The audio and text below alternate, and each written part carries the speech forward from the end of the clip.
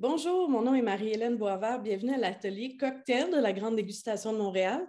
Avant de commencer, je voudrais juste vous inviter à poser vos questions sous la vidéo tout le long des entrevues ou quand on va faire des cocktails. Comme ça va être plus dynamique, on va pouvoir y répondre.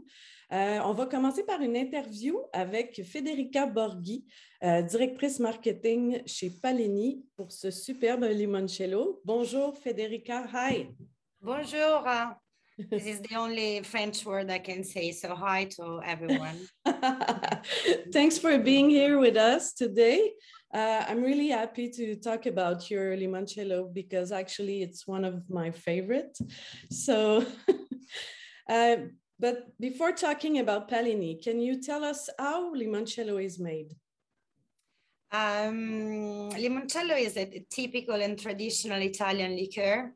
It is made with alcohol and infusion of lemon zest and sugar. So it has only 3 ingredients. So it seems very easy to do it, but actually it's not, because the quality of the ingredients is the most difficult part of the limoncello. So that's why we decided to use for our limoncello a particular kind of lemon coming from the south of Italy, from the Amalfi Coast, which is a beautiful, really beautiful place. And this kind of lemon is protected, so it's a protected geographical indication. It means that only in that area it can grow and nowhere else. It's a particular lemon because its weight is around 300 grams, so they are quite big. And the skin is very thin and sweet. In the south of Italy, especially in Amalfi, they call it eatable lemons because you really can eat it. They cut it in small pieces and they can season them like salad with olive oil, salt and peppers. And Wow. They are really sweet. And with this lemon skin, we produce Pallini Limoncello. It's quite easy Thanks. to say. Yeah. Okay, I'll translate a little bit. Donc, je demandais à Federica comment on fait le limoncello. Et en fait, c'est une macération des peaux pas du raisin, du citron. Je suis trop habituée de parler de vin. Donc, c'est ça. Et puis, elle mettait l'accent sur la qualité des produits qui sont super importants. Et eux, ils utilisent un citron qui a la peau mince. Et ça permet vraiment, c'est vraiment le citron le plus extraordinaire. Il vient seulement du sud de l'Italie.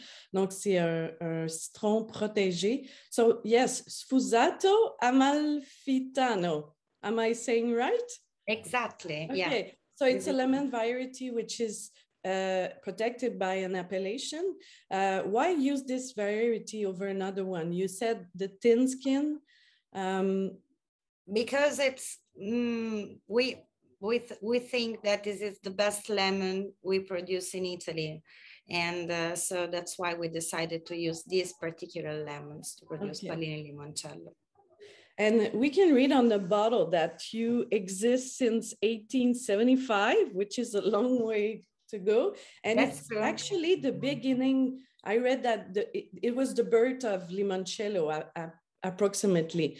So did the product change over time? Actually, no. Just the same 3 ingredients, alcohol, sugar, and lemons. Wow, I love that. It feels like a social ritual when you're having a little limoncello with someone.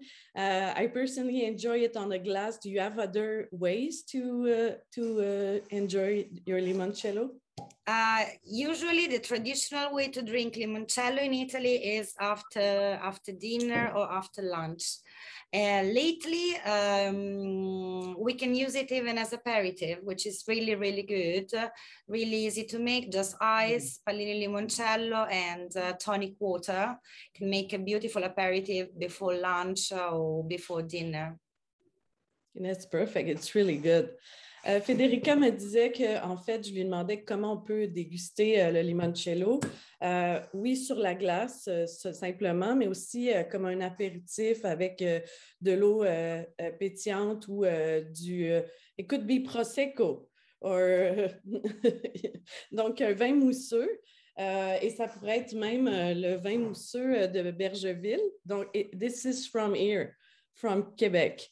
And it's actually really good. It's the Champagne method, so it's really good. Et donc, elle me disait aussi que la maison existe depuis 1875 et que c'est la même recette des mêmes ingrédients de qualité depuis 1875. Donc, c'est assez impressionnant. Thanks for being with us. I'm so happy we had you. This is really good.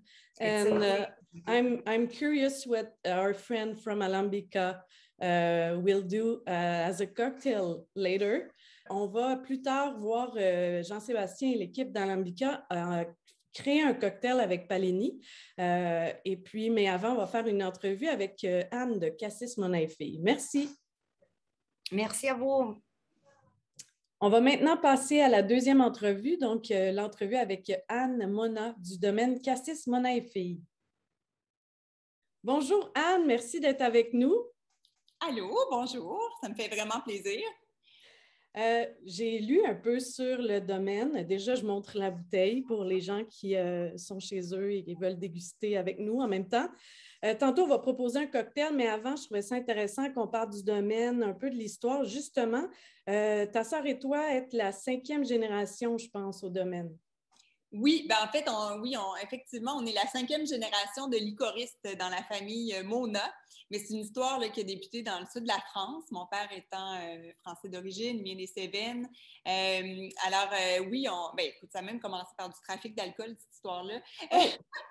Mais il faisait beaucoup d'amers, il faisait des quinoa, il faisait des liqueurs de fruits aussi, c'était très varié là, comme production, mais c'est qu'effectivement, on aime le fait que mon arrière-arrière-grand-père, mais mon arrière-grand-père a travaillé dans l'entreprise familiale, mon grand-père aussi. Puis mon père, lui, quand il s'est installé à l'île d'Orléans dans le début des années 70, il a planté du cassis comme tout bon français. C'était quelqu'un qui aime ce fruit. Puis c'était pour faire des confitures et tout. Puis il a commencé à en faire des alcools. Puis la loi a permis, c'est quand même un des premiers à avoir eu un permis de licoriste d'alcool à base de petits fruits. Là. Je pense que le 5e permis qui a été délivré par la Régie des alcools. Ah oui. Oui, wow. pour les petits fruits, mais bref, on peut dire que l'alcool nous coule dans les veines, là, mais nous, c'est vraiment une relève d'entreprise de notre père. Là, à l'époque, c'était pas une spécialité cassis, mais il en faisait de la liqueur de cassis aussi. Là. Ah. Et puis là, depuis les débuts, la popularité est comme grandissante. Il me semble que tout le monde vous aime. À chaque fois que j'ai été dans un événement où on mentionnait Cassis Monin-Fille, sont tellement fines, eux autres sont belles, en plus c'est bon. Tu sais, comme il y a une aura. Puis en plus, j'ai vu que vos produits étaient en vente chez Simons. Je trouvais que c'était comme une belle image de l'évolution, justement, comment tu perçois cette évolution-là? Ah ben écoute, nous, on l'a vécu. Quand j'étais toute petite, moi, je vendais du vin de cassis sur le bord du chemin Royal, là, sur une petite table pliante. Là. J'ai fait ça des étés. Wow. Fait que, c'est sûr que pour nous, depuis que je suis toute jeune, là, c'est quelque chose on a vu évoluer l'entreprise, c'est certain, parce que notre père, c'est un artisan, mais c'est vraiment un créateur, mais c'était tout petit. Là, ça fait déjà près de 30 ans là, que l'entreprise existe. Puis, ma sœur et moi, on est impliqués déjà depuis une vingtaine d'années. Alors, les années passent vite, mais impliqués là, dans le sens, je compte pas les années où j'ai vendu de l'alcool sur le bord du chemin, mais qu'on est revenu à l'île pour s'y installer puis s'impliquer. On a vu l'entreprise grossir, mais je dirais que mon père nous a... c'est un magnifique terrain de jeu. Notre père nous a... d'un l'emplacement, la localisation du commerce à l'entrée de l'île d'Orléans. On est collé sur la ville de Québec. Fait que, c'est quand même un emplacement stratégique. Puis, on voit le fleuve, on voit les champs, il y a des bâtiments, il y a la grange ancestrale. C'est un lieu unique. L'originalité aussi de travailler du cassis au Québec. C'est le premier producteur de cassis à grande échelle au Québec. C'est très niche, puis c'est très original dans un sens. Puis notre père nous a vraiment transmis des valeurs de jamais faire de compromis sur la qualité. Puis, mon père il a créé des produits de grande qualité. Puis, la crème de cassis, justement, dans ces questions ce soir, c'est vraiment notre produit vedette, puis on remporte des médailles année après année dans les concours les plus prestigieux là, partout dans le monde. Alors, tu sais, malgré que c'est une petite entreprise familiale, tu sais, les licoristes français nous connaissent, nous ont déjà visités, tu sais, puis il y a beaucoup d'affection là, parce qu'on leur dit toujours, bon, c'est un savoir-faire européen, mais au Québec, sur une terre. Oui, c'est ça. Mais comme ça, c'est leur ego, ils peuvent... J'aime ça! Mais ce qui est super drôle, c'est que je parlais avec mon amie Nadia Fournier, qui est chroniqueuse, auteure du guide Faneuf. Puis elle me disait que dans une dégustation à l'aveugle, à un moment donné, il y avait dégusté plein de liqueurs de cassis, crème de cassis, puis la vôtre était vraiment ressortie. Puis aussi, dans une autre dégustation en France, elle avait apporté une bouteille, puis il y a un producteur bourguignon qui a dégusté, puis il était comme, ben non, ça se peut pas que ça soit de la liqueur de cassis, c'est ben trop bon pour être ça. Puis, tu sais, c'est intéressant de savoir historiquement que la liqueur de cassis c'était utilisée pour balancer l'acidité dans le Bourgogne à ligoter. Ouais. Puis ça aussi, la ligotée dans ce temps-là, c'était comme moins considéré comme un bon vin. Mais là, maintenant, c'est comme si les deux ont repris leur lettre de noblesse. Puis justement, moi, la qualité de ce produit-là, pour vrai, je l'ai dégusté tantôt dans un petit verre comme ça pour me faire une tête avant qu'on se parle. Puis je trouve que l'équilibre sucre, acidulé du cassis, c'est vraiment genre la perfection. C'est soyeux, tu as le goût d'en prendre une autre gorgée. Puis je voulais aussi que tu me dises, parce que c'est une question que je me suis posée quand j'ai vu ça, je dis, pourquoi on dit crème? Parce qu'en fait, il n'y a pas de crème là-dedans. Non. Qu'est-ce que c'est? En fait, c'est vraiment au niveau de l'onctuosité, là, justement, là, parce que, bon, pour appeler ça une liqueur de cassis au Québec, elle aurait dû avoir 23 % d'alcool, mais en France, il y a des liqueurs de cassis qui en ont 19, qui en ont 20, là, c'est vraiment à cause c'est de la législation. Mais tantôt, tu parlais de la France, là, juste une petite anecdote comme ça que j'ai relue récemment. En France, à une certaine époque, le cassis, il y avait c'était au même titre que le sel et le poivre sur toutes les tables de bistrot. Alors, comme ça, justement, les gens, selon leurs envies, ajoutaient ça à leur boisson, à leur vin et tout. Là. Fait que, ça, je trouve ça complètement fou comme image, là, cette époque-là. Mais en tout cas, maintenant, c'est sûr, ça a bien changé. Mais ce que j'aime de la crème, c'est que c'est quand même un digestif, donc classique. On s'entend, il y a plein de cocktails très classiques à faire avec ça. Mais puis moi, ce qui me plaît, c'est que souvent, c'est qu'on... Personnellement, c'est souvent pour ajouter à mon cocktail, un cocktail qu'on aime déjà. Là, moi, j'en mets dans mon mojito l'été, en coupant sur le sirop simple. Je vais en mettre dans mes gin tonic. En fait, probablement que tous nos employés, c'est comme ça qu'on l'utilise le plus couramment ou dans la bière, les cidres. Mais ça reste très simple. Alors ça permet quand même de créer quelque chose de festif. Puis, surtout que là, c'est le temps des fêtes qui arrive. Mais toujours, sans trop se compliquer la vie. Mais après ça, les mixologues, si ça les inspire, c'est sûr qu'il y a plein, la limite est notre imagination, finalement. Là. Mais, moi, c'est sûr que ici, j'ai la cuvée L'Effervescent que le domaine d'Hergeville a fait pour les 100 ans de la SAQ, qui co-représente la grande dégustation de Montréal. Moi, j'aime beaucoup ce mousseux-là. Puis bon, c'est pas super original, comme tu disais. On connaît ça. Ça, c'est un peu... c'est comme le champagne du Québec, hein? C'est une méthode traditionnelle. Fait que c'est comme si c'était le Kir royal québécois, mais même si c'est simple, ça marche. Fait que pourquoi comme se casser la tête? Puis moi, j'ai envie que tu me dises comment, parce que tu parlais que ton père, il a amené ça ici, la culture de cassis, mais on n'a pas nécessairement le même climat qu'en France. Non, mais... À l'île d'Orléans, il y a beaucoup de vent. Où est-ce que vous êtes aussi? Qu'est-ce qui fait qu'on a un bon climat quand même au Québec? Puis notamment à l'île d'Orléans? Bien, je fais le lien avec ce que tu as dit tout à l'heure par rapport à un licoriste ou quelqu'un qui avait goûté et qui disait « Ah, mon Dieu, c'est totalement différent. » D'un, c'est que dans le cassis, comme dans le raisin, là, il y a différentes variétés. Puis mon père, lui, original comme il l'est, il ne fait jamais les choses parce que les autres le font. Là, il va partir de ses propres goûts. Et lui a sélectionné des variétés qui sont moins classiques pour la crème de cassis. En France, ils vont cultiver beaucoup le noir de Bourgogne. C'est avec le noir de Bourgogne qu'ils vont faire la crème de cassis. Puis mon père, elle pousse bien, là, le noir de Bourgogne. On en a eu des plants chez nous, tout ça. Mais c'était pas ses variétés favorites. Il préférait d'autres variétés, plus d'Europe de l'Est. Puis aussi, il a sélectionné certaines variétés pour leur nous, on n'est pas bio parce qu'on déteste la paperasse, là, personnellement, mais on est très peu interventionniste. Là, on ne fait pas d'arrosage préventif ni d'herbicide ou quoi que ce soit. C'est très responsable. Là. Donc, il avait sélectionné, entre autres, ces plants aussi pour leur résistance aux maladies. Mais c'était premièrement, je dirais, au niveau du goût. Fait que c'est pour ça qu'à l'aveugle, dans les concours internationaux, elle surprend, puis elle se fait remarquer là, carrément, parce qu'elle est très unique. Mais oui, à l'île d'Orléans, il y a un microclimat assez incroyable. Le cassis est quand même moins fragile que la vigne là, pour les gelées printanières, tout ça, mais ça prendrait quelques journées de bon froid d'affilée, mais ça reste que c'est notre principal enjeu. Puis à l'île avec les vents, puis nous, de ce côté-ci, le côté nord de l'île d'Orléans, c'est des terres très fertiles, puis c'est effectivement ici qu'on va retrouver la plupart des vignobles et des petits fruits, là, parce qu'il y a quelque chose de spécial ici, ça c'est sûr. Ah, c'est vraiment le fun. En tout cas, allez-vous visiter. Je suis allée cet été, justement, du petit kiosque que j'imagine toi et ta sœur sur le bord de la table pliante à maintenant le bistrot, la fameuse molle 2 couleurs, vanille et...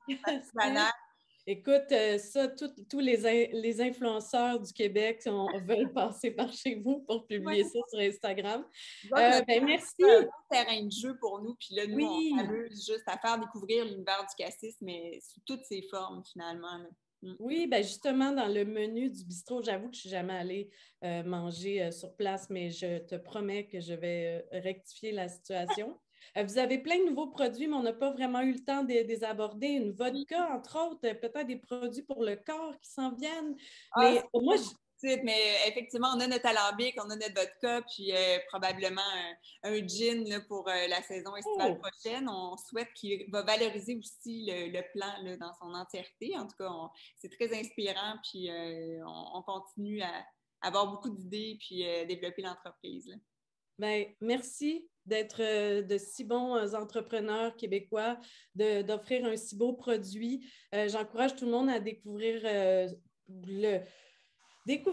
la crème de cassis, découvrir les cocktails qu'on peut faire avec, mais aussi juste la simplicité des produits d'ici. Et puis, justement, pour terminer, on va rejoindre Jean-Sébastien et l'équipe d'Alambica qui vont nous faire un cocktail. J'ai hâte de voir c'est quoi, mais à base de crème de cassis Monaïfé. Merci beaucoup, Anne, d'avoir été avec nous. Oui, ça fait plaisir. Bye. Merci beaucoup, Marie-Hélène. Donc, je me présente, Jean-Sébastien de la boutique Alambica sur Saint-Laurent, partenaire de la grande dégustation depuis maintenant près de 5 ans. Et je vous présente ma collègue Daphné. Enchantée! Donc, nous, on va vous faire les cocktails officiels qui vont avec les 2 belles présentations que vous avez vues. Donc, un à base de l'excellent Cassis Monaïfé et du limoncello panini. Donc, parce que je n'ai pas réellement de talent de bartender, je vais m'occuper du cocktail le plus simple des deux, alors que ma collègue, elle, vous allez voir, a tout ce qu'il faut.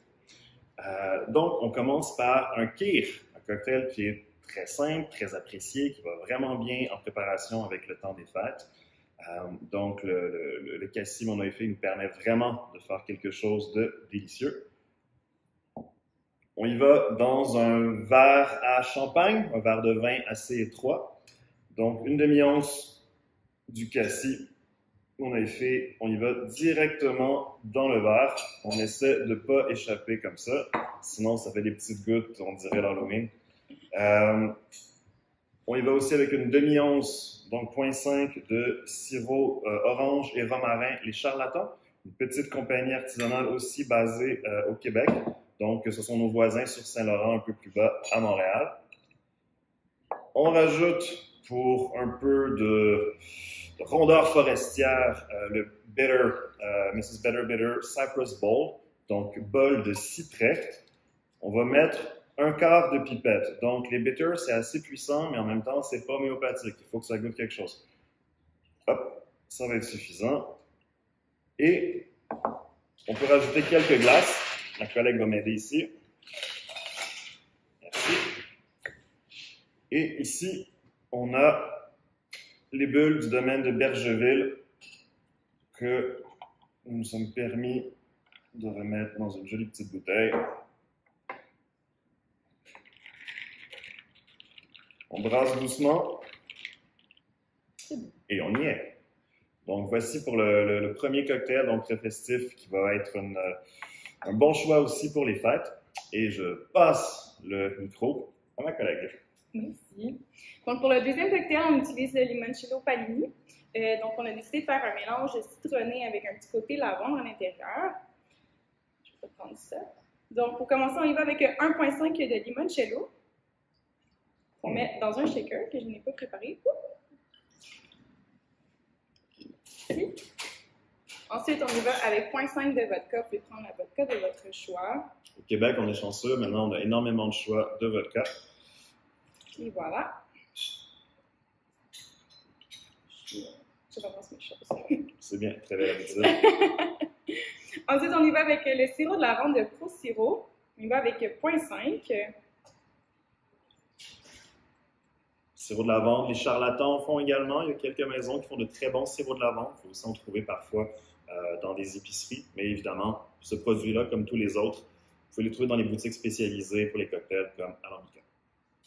Et pour l'occasion, nous, on utilise aussi le Zap Sour, qui est un mélange acidulé, en fait, qui va remplacer le jus de citron de lime, mais vous pouvez aussi à la maison utiliser un jus de citron sans problème.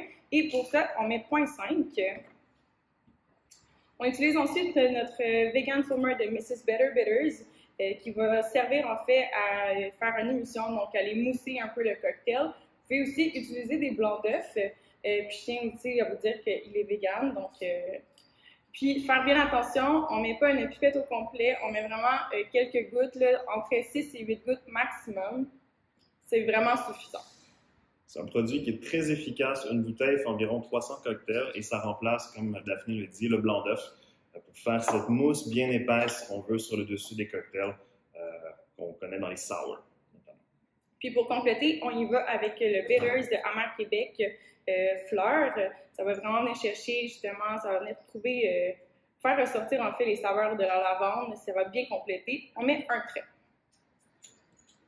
Donc, Amer Québec, qui est une maison, on vous le donne en 1000 du Québec, basée à Granby. Désolée. Faut ce qu'il faut. On met un peu de lait dans notre shaker. Là, c'est le moment bouillant.